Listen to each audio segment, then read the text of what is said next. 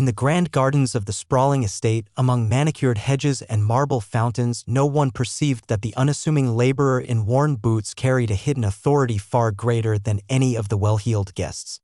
The lady of the house, resplendent in her finest silks and pearls, had glided through her lavish party and casually questioned his presence as if his purpose were limited to cutting grass, provoking a ripple of polite laughter that brushed his dignity aside like so much clippings. He had bowed his head and retreated from the gilded expanse with only the soft hum of cicadas for company, each footstep stirring fresh determination beneath his calm exterior. Yet only 1 week later the same privileged circle transformed into a hushed assembly in the Grand Council chamber, where he emerged at the head of the dais as mayor, his credentials laid out on the polished mahogany for all to witness. The very walls that had once framed garden revelry now carried the echo of that earlier slight, transmuted into a triumphant anthem of justice. Faces that had once curled into smiles at his expense fell silent in recognition of the truth. His humble uniform belied a commitment to public service that surpassed mere appearances. In that charged stillness, the lesson resonated for every attendee: true leadership springs from integrity, perseverance, and the courage to embrace every calling, no matter how unassuming, until respect is earned through unwavering dedication. In the pale glow of dawn, Manuel Torres stepped through the wrought iron gates of the Davenport estate, his worn work boots sinking softly into the dew-damp gravel. The sprawling grounds stretched before him, manicured lawns that rippled like emerald waves, neatly pruned hedges shaped into graceful curves, and towering oaks whose ancient branches offered silent witness to generations of family history. Manuel carried a leather satchel slung over his shoulder, containing pruning shears, seed packets, and notebooks filled with botanical sketches and schedules. Though the estate belonged to the wealthy Davenports, for Manuel it was a place of heritage and promise. His grandfather had once tended these same flower beds, cultivating roses and jasmine with loving precision, teaching a young Manuel that every living thing deserved respect and care. He moved along a narrow stone path that wound through the heart of the garden, the air rich with the scent of damp earth and blossoming magnolias. Hints of lavender and rosewater mingled with the crisp morning chill, reminding him of simpler days when he'd wander barefoot with a trowel in hand, helping his grandfather plant bulbs and set the foundations for each spring's display. Today, though his official title was groundskeeper, Manuel felt more like a steward of living art. His fingers brushed against the leaves of a climbing clematis, checking for pests, while his eyes surveyed each rosebush for signs of wilt or disease. The balance between beauty and biology fascinated him: the way soil nutrients fed delicate petals, how subtle shifts in sunlight determined growth patterns. He believed that tending a garden required the same qualities essential to good leadership: patience, foresight, and an unwavering commitment to nurture potential. As the rising sun gilded the tops of the hedges, Manuel paused beside a marble fountain. Its tears caught droplets of water that sparkled like liquid diamonds before cascading into a shallow basin. He knelt to clear stray leaves that had drifted into the stonework, mindful that every detail contributed to the grand impression the estate projected. Peering into the water's mirror-like surface, he allowed himself a brief moment of reflection. His dark hair dampened by morning's mist, his face set with thought, he considered the path that had led him here, from a childhood spent exploring community gardens to years of evening classes in horticulture, fueled by a scholarship that empowered him to transform his passion into expertise. He recalled the quiet pride in his mother's eyes when he first graduated top of his class at the agricultural college, and the steady encouragement of neighbors who recognized his talent and urged him to pursue greater responsibility.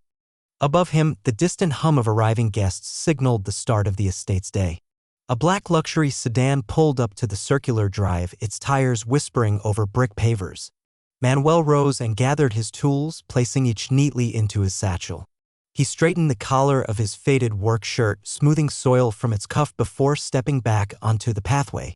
The gardens had to be immaculate before the party began: the shimmering fountains, the floral arrangements, the perfectly trimmed grass, all contributing to a tableau of refinement. Yet even as he prepared for the spectacle ahead, his heart remained grounded in the values instilled by his family: that true worth lay not in opulence but in diligence, humility, and integrity. He began to clip back long shoots of wisteria that threatened to overhang the white veranda, his movements measured and purposeful. Each snip of the shears released a soft fragrance of spring, and petals drifted gently to the stone beneath. Beside him, rows of lavender bobbed in unison, their aromatic stalks ready for harvest and later drying to fragrant sachets for charity events. Manuel harvested small bundles, tying them with hemp twine, envisioning the comfort they would bring to patients in local hospices. In his mind, he connected every task, no matter how small, to a broader network of community care. Gardening, to him, was never solitary. It was the quiet foundation upon which neighborhoods thrived, where communal spaces offered solace, inspiration, and the reminder that every living creature deserved respect. As the gardener's lullaby, a soft murmur of water, the sigh of wind through leaves, the distant clink of glassware being arranged for a banquet filled the air, Manuel finished his rounds. He surveyed the estate through professional eyes, ensuring no stray twig or wilted bloom marred its perfection. The sun now stood fully above the horizon, pouring golden light over every surface. Manuel paused at the edge of a rectangular reflecting pool, its still water a canvas for sky and treetop reflections. He allowed a sense of calm to wash over him, the peace that came from honest labor, the satisfaction of knowing his work had purpose far greater than mere appearance. For in the quiet dignity of tending each plant, he affirmed life's fragile beauty and his own capacity to cultivate change, one garden, one neighborhood, and one community at a time. The moment the harsh words landed, Manuel felt as though the air itself had sharpened into cold steel, slicing through his composure and leaving him hollowed by indignity. He stood rigid beneath the midday sun, its warmth unable to penetrate the chill of collective mockery that rippled through the assembled guests. Each polite laugh felt like a blow to his sense of belonging, as if the lush beauty of the gardens had conspired with the insult to magnify his outsider status. He had arrived that morning with a simple purpose, to tend to the rose bushes and ensure every petal and leaf reflected his devotion to the living landscape, yet now his tools felt heavy in his hands, every garden rake and pruning shear like an emblem of his assumed station. Manuel planted each foot carefully as he retraced his steps along the stone path, the loose gravel crunching beneath his boots in a rhythm of retreat. The estate's decorative urns and sculpted fountains blurred at the edges of his vision, their intended grandeur reduced to a backdrop for the sting of social contempt.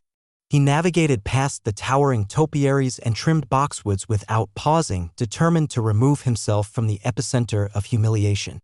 The estate staff glanced his way with sympathetic eyes, but none dared speak, unsure whether their words would soothe or deepen the wound inflicted by privilege turned cruel. The butler, whose silver hair gleamed in the sunlight, watched in silent regret as Manuel disappeared around a bend in the hedge maze, his form swallowed by verdant corridors designed to delight rather than sever. Inside the maze, Manuel's breath came in measured gasps, his chest tightening as he sought the sanctuary of solitude. The narrow walkways, once avenues of floral wonder, now felt like prison walls lined with mocking blooms. Sunlight filtered through patterned leaves, casting shifting mosaics of light and shadow that echoed the turmoil in his mind. He brushed a trembling hand against the bark of a magnolia tree, grounding himself with its sturdy presence, and allowed the rhythmic pulse of life to soothe the ache of scorn. The fragrance of blossoms, jasmine, gardenia, and honeysuckle wafted through the air, offering a counterpoint to the bitter taste of the insult.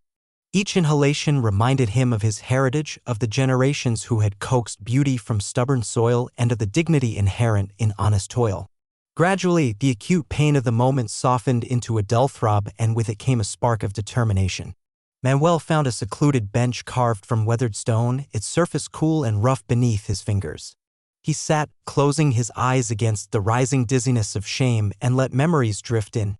Childhood mornings spent beside his grandfather, their hands buried in earth as they planted seeds, evenings poring over horticultural texts by lantern light. Community workshops where he taught young people to recognize the worth in every sprout and stem. In the gentle cocoon of recollection, the insult lost its final authority, overshadowed by the enduring pride of a life devoted to growth.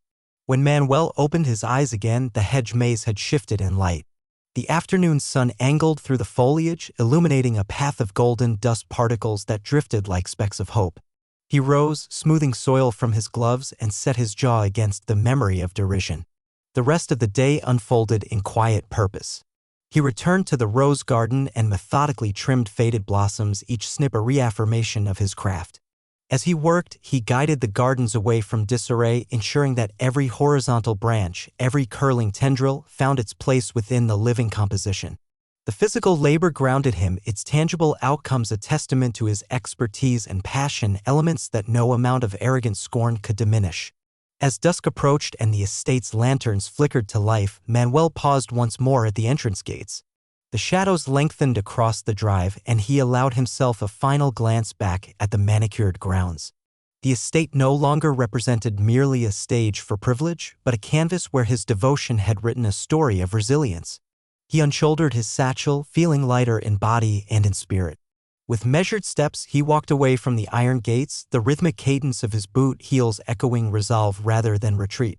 In the lingering glow of sunset, Manuel carried the clear knowledge that the moment of humiliation would serve not as an end, but as fertile ground for his steadfast commitment to community and the unyielding power of personal dignity. Manuel's resolve solidified into purpose as he left the Davenport estate that evening. The sting of the insult had become a catalyst, igniting in him an unquenchable desire to transform personal injury into communal progress. He returned to his modest home on the city's south side and laid out his tools, pruning shears, trowel, seed packets on the kitchen table, not for another night's work in someone else's garden, but as reminders of the vision he intended to cultivate. Flourishing neighborhoods where every citizen could feel pride in their surroundings and respect for their labor. He opened his laptop and began to draft a proposal for a new city initiative, Green Neighborhoods for All. His fingers flew across the keyboard, outlining objectives to fund urban gardens, employ local workers, and provide training in sustainable horticulture. Every section reflected his belief that dignity and opportunity grew best in fertile soil of collaboration rather than in isolation. Over the next weeks, Manuel immersed himself in research. He studied municipal budgets, scoured statutes on public works, and analyzed case studies from cities that had successfully integrated green programs into their economic development plans. In the daylight hours, he fulfilled his duties at the Davenport estate, ensuring each rose and azalea thrived under his care. But as dusk settled, he slipped into his second vocation, community advocate. He printed copies of his draft proposal and carried them to neighborhood association meetings where he stood among familiar faces, janitors, teachers, small business owners, sharing his vision in clear, earnest language. He spoke not of the insult that had sparked him, but of the potential he saw in idle lots and neglected parks. His passion was contagious. People nodded, offered suggestions, and volunteered space for pilot gardens. In each affirmative gesture, Manuel detected a measure of healing, as if by focusing on collective growth, he alleviated the burden of his own slight. To build momentum, Manuel approached the local youth center, offering free weekend workshops on seed propagation and composting. He arrived early one Saturday morning, armed with trays of seedlings and biodegradable pots. Children trickled in, curious about the unfamiliar bounty laid out on folding tables, tiny green shoots promising summertime blooms.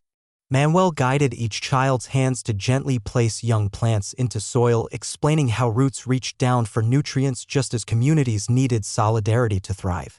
Watching their eager attention, he recognized that empowerment extended beyond political debates. It took root in hands that learned to nurture life, in minds that saw possibility where neglect once reigned.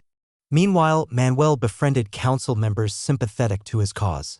He attended public hearings on zoning regulations armed with well-documented evidence that green spaces increased property values, improved air quality, and fostered neighborhood cohesion. His presentations were a departure from the typical bureaucratic monotony. He combined data with anecdotes, stories of families who planted community gardens and shared harvests, of idle park benches transformed into outdoor classrooms. His testimony resonated, and council members began to discuss pilot programs, requesting that Manuel draft specific ordinances to facilitate small grants and streamlined approval for public garden projects. As his profile rose, local newspapers took notice. A feature story titled "From Gardener to Visionary" portrayed Manuel as a bridge between the city's disparate worlds, the lavish estates and the struggling neighborhoods.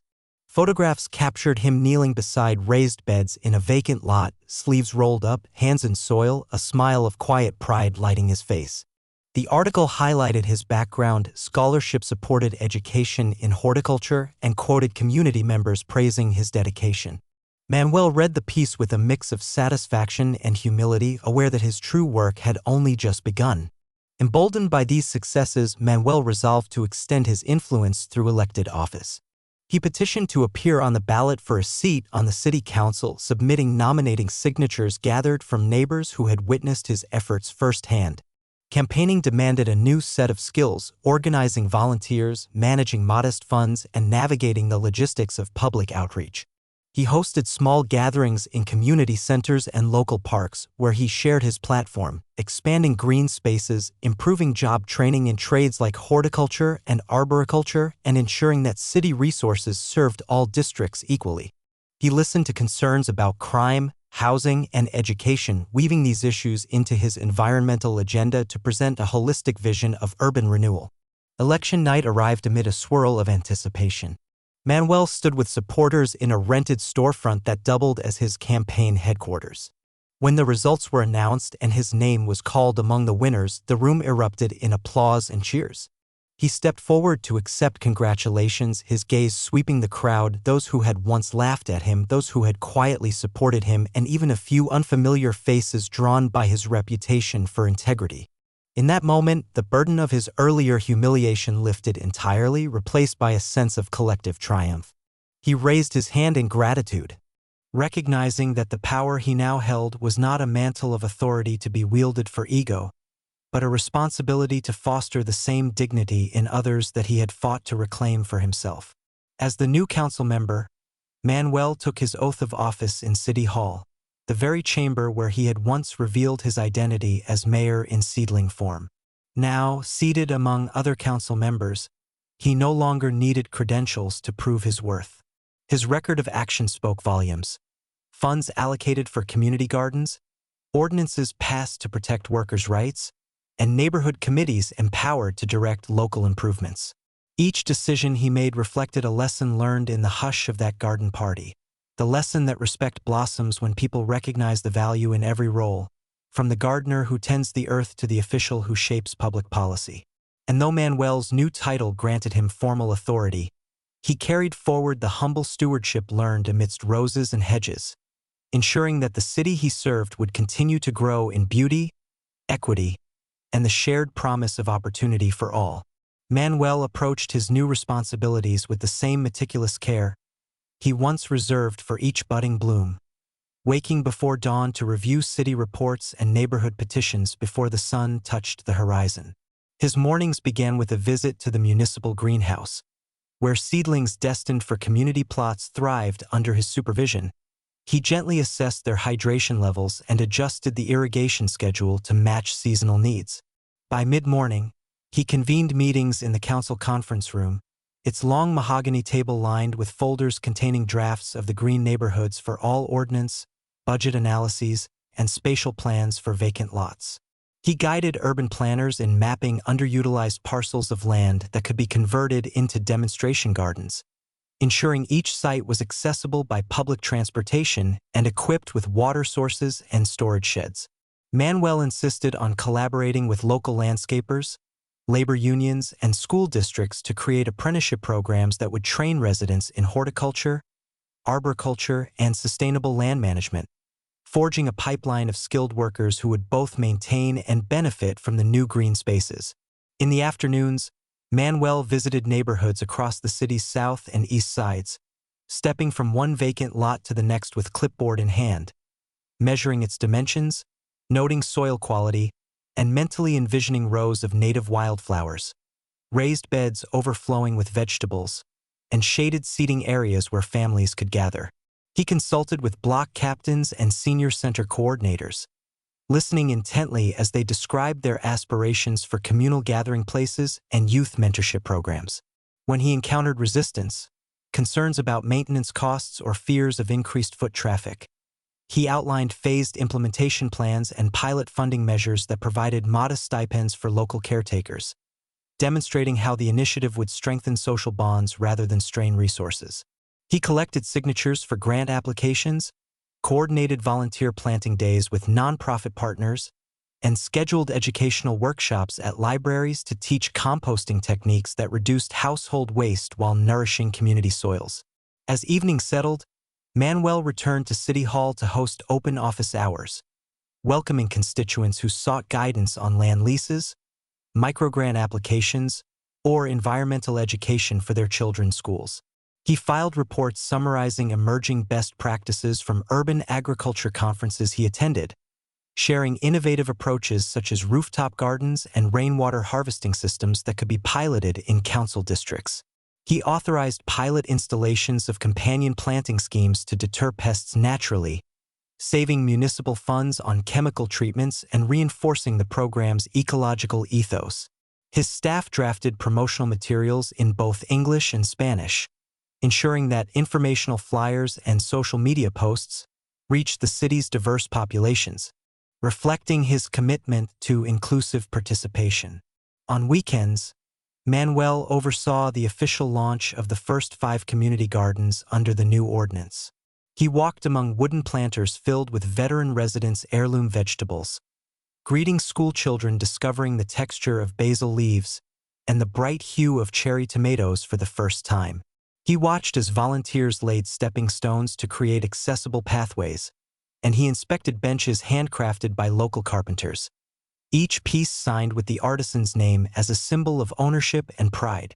A traveling food truck parked at one site converted surplus produce into free snacks for visitors, demonstrating the garden's potential to nourish both body and spirit. Manuel ensured that each opening ceremony included brief remarks from neighborhood leaders, solidifying the gardens as communal assets rather than top-down projects. His tenure also brought policy victories in the zoning code, which he amended to exempt small urban farms from restrictive setback requirements, allowing neighborhood associations to cultivate plots behind houses or along alleys. He championed budget allocations for greenway corridors, transforming former rail spurs into walking trails lined with native plantings and interpretive signage. He negotiated partnerships with local universities to research the impact of urban greenery on air quality, crime reduction, and property values, commissioning studies that would inform future expansions of the program. His office tracked metrics: the number of participating households, volunteer hours logged, and the weight of produce harvested and distributed to food pantries. Each quarterly report demonstrated the initiative's efficacy, reinforcing Manuel's vision of a city reborn through cooperative stewardship. Meanwhile, at the Davenport estate, the same manicured lawns and sculpted hedges that once framed Manuel's work now hosted public workshops on sustainable landscaping, co-sponsored by the estate's new philanthropic foundation. Senora Davenport, having acknowledged her error, invited Manuel to teach masterclasses for private gardeners eager to learn ecological alternatives to chemical herbicides and fertilizers. The grand greenhouse became a classroom, its glass panes reflecting the unity of community and conservation. Manuel stood at the front of the space, a modest trainer whose authority stemmed from both expertise and lived experience, guiding affluent patrons and apprentices alike in nurturing living ecosystems. As the seasons turned, the city's transformation was unmistakable. Vacant lots bloomed with marigolds and squash vines, sidewalks blossomed with rain gardens, and formerly neglected parks teemed with pollinators and picnickers.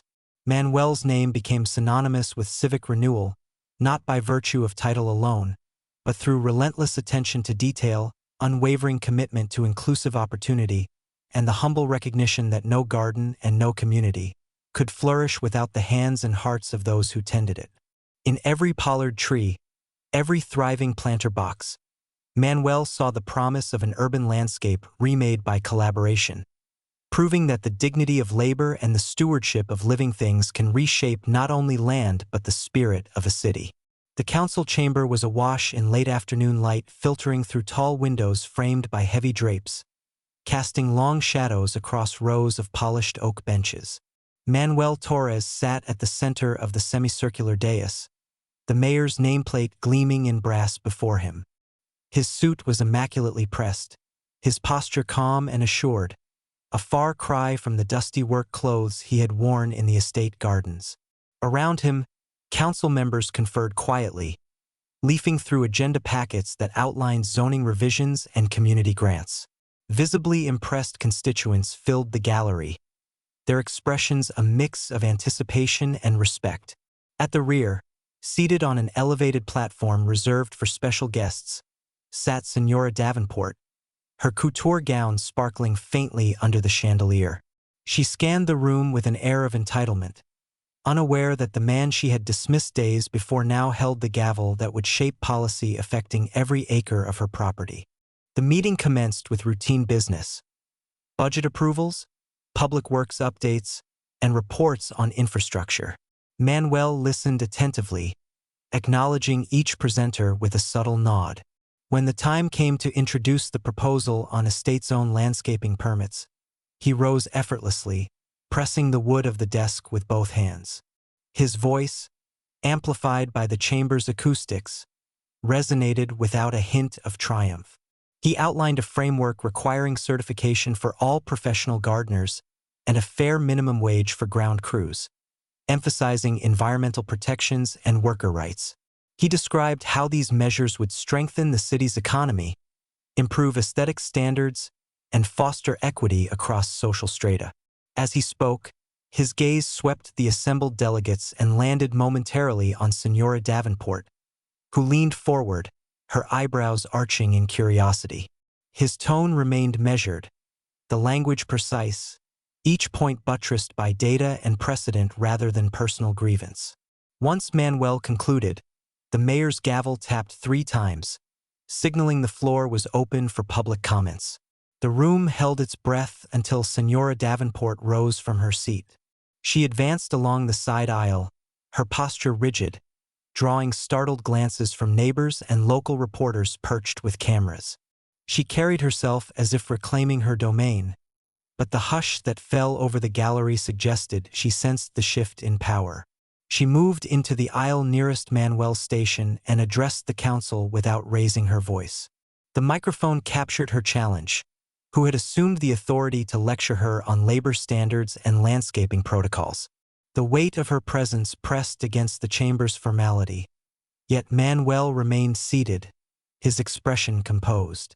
He allowed the silence to deepen, letting the council members and visitors absorb the contrast between her indignation and his restraint. Then, without rising, Manuel reached beneath the desk and retrieved a crisp leather portfolio. He placed its contents on the expanse of polished mahogany: the official mayoral commission bearing the city seal, a certificate of election, and an identification card embossed with his name and portrait. The documents lay in full view, their embossed stamps reflecting lamplight. In that charged moment, the facade of the council chamber, the grandeur of carved panels and velvet upholstery, seemed to recede, revealing a simple truth: titles and responsibilities mattered more than appearances. A murmur rippled through the gallery as council members recognized the irony of the scene, while reporters clicked cameras in rapid succession. Senora Davenport's lips parted, but no words followed. Her poised composure faltered as the realization sank in that the man she had so carelessly scorned stood not as a humble groundskeeper but as the city's chief executive. Awe and remorse mingled on her face, her diamond-studded earrings catching the light like teardrops. The council members exchanged approving glances, some whispering affirmations of respect for Manuel's conduct. From the back rows, neighborhood activists and local volunteers rose in unison, offering enthusiastic applause that grew into a standing ovation. The sound swelled, filling every corner of the chamber with approval that reverberated off marble walls and wooden balconies. Manuel's response was swift but understated. He rose from his seat and crossed the few feet to Senora Davenport's position, extending a hand not in reproach, but in courtesy and reconciliation. She accepted it with a slight tremor, her grip tentative, as if testing the reality of her transformed relationship with the man before her. The council chamber, once a stage for her social gatherings and private indulgences, now bore witness to a quiet redemption. Manuel guided her back to her seat, offering a respectful nod that conveyed both forgiveness and the imperative of mutual respect going forward. Together they returned to their places at the head of the assembly, an unspoken partnership forming in the wake of a public reckoning. As the meeting resumed with new items on the agenda, the initial tension dissolved into productive dialogue. Manuel moderated with the same inclusivity he had extended to the city's diverse neighborhoods, ensuring every voice was heard, regardless of station. Senora Davenport listened attentively, her earlier hauteur replaced by genuine interest as council members from every ward contributed insights. The atmosphere between the dais and the gallery shifted from confrontation to collaboration, emblematic of the chapter Manuel had opened. One where dignity stemmed from action and respect was earned through equitable stewardship. By the time the gavel fell to close the session, the council chamber had witnessed not just the implementation of policy, but the transformation of relationships founded on understanding rather than hierarchy. The morning sunlight warmed the newly laid flagstones of the Davenport estate, where a ribbon stretched between two wrought iron posts marked the entrance to a community garden unlike any this property had ever seen. The air bristled with anticipation as residents, volunteers, local officials, and guests gathered among raised beds filled with young seedlings and rows of native wildflowers. Manuel Torres stood at the center of the gathering, his posture relaxed yet dignified, a quiet testament to the journey that had led him from the garden's shadowed edges to its very heart. He observed as Senora Davenport, resplendent in a simple linen dress chosen for practicality rather than ostentation, approached the ribbon with a pair of ceremonial scissors held aloft. Her movements were measured, reflective of the humility she had embraced since the council chamber encounter. She paused for a moment to survey the faces around her. Children clutching watering cans, elderly neighbors leaning on canes but eager to plant, and young apprentices in gloves and boots ready to dig in. And then, with Manuel's steady gaze encouraging her, she cut the ribbon with a deliberate snip. As the ribbon fell away, applause and cheers rippled through the crowd. Manuel moved forward, offering his arm to the senora in a gesture of partnership rather than deference. Together they led the procession along winding gravel paths, past planters overflowing with basil, tomatoes, and kale. Manuel pointed out the interpretive signs he had helped design, each displaying a plant's benefits, historical uses, and seasonal care tips. Near the orchard corner stood a row of apple trees grafted by local volunteers, their limbs still bare in the pale spring air, but bound by bright tags bearing the names of the families who had nurtured them. Manuel explained that each tree represented both the literal and symbolic roots they sought to cultivate within the community.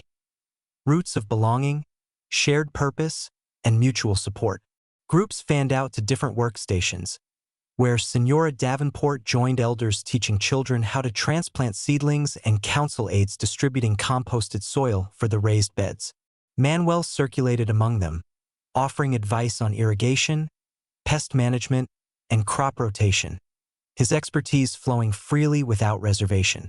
He paused at a corner where a plaque had been mounted on a low stone pedestal, in honor of the hands that tend the earth and the hearts that lift community.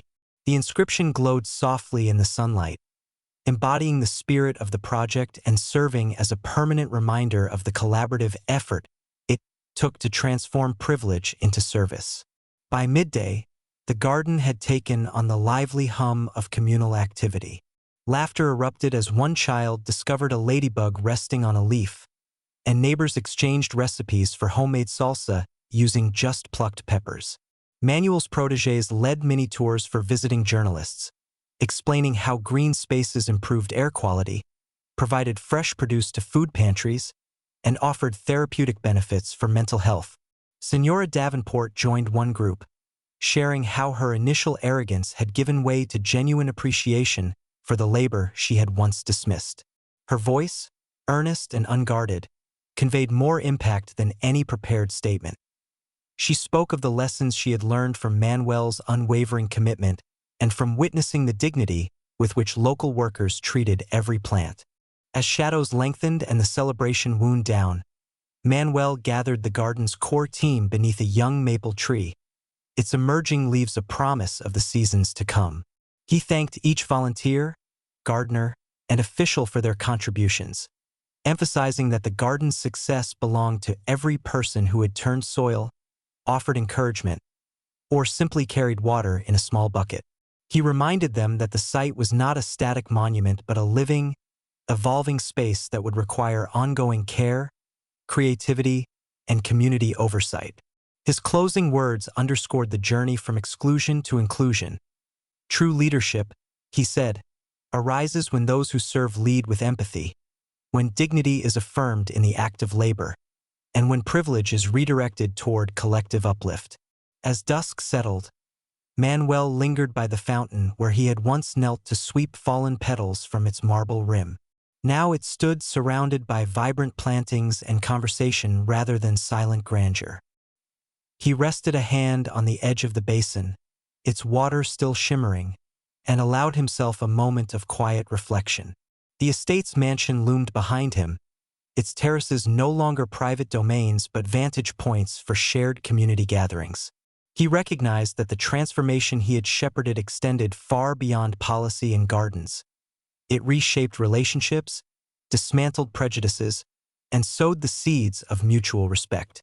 Senora Davenport joined him, her expression contemplative. She extended a hand to touch the polished stone of the fountain rim, then looked out at the waving tendrils of lavender and marigold. Without words, they acknowledged that what began as an insult had evolved into an opportunity for profound change. Manuel's mission had never been about retribution, but about cultivating the soil of society so that every person, regardless of background, could find both purpose and pride. In the hush of that twilight moment, the garden whispered its promise, that when people come together in service, even the deepest divisions can bloom into unity, and the quiet dignity of labor can transform both land and lives forever.